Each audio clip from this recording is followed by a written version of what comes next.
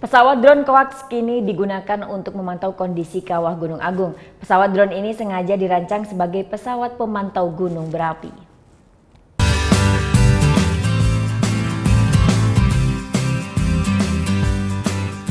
Dua pesawat drone yang digunakan untuk memantau kawah Gunung Agung merupakan hasil karya anak negeri.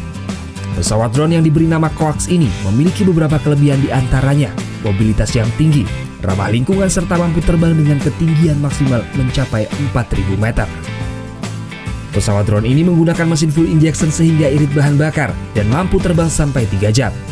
Untuk bahan bakarnya sendiri menggunakan metanol, premium, serta pertamax. Pesawat drone ini sengaja dirancang sebagai pesawat pemantau gunung berapi. Coba menerbangkan drone dengan spek yang cukup tinggi, bisa terbang sampai ke 3.500. Selain memiliki jelajah hingga ketinggian 4.000 meter, pesawat drone ini juga dilengkapi UAV sehingga kehadiran pesawat tidak mudah terdeteksi. Saat ini pesawat drone Coax ini telah digunakan untuk memantau kondisi kawah Gunung Agung. Tim Liputan melaporkan untuk NET.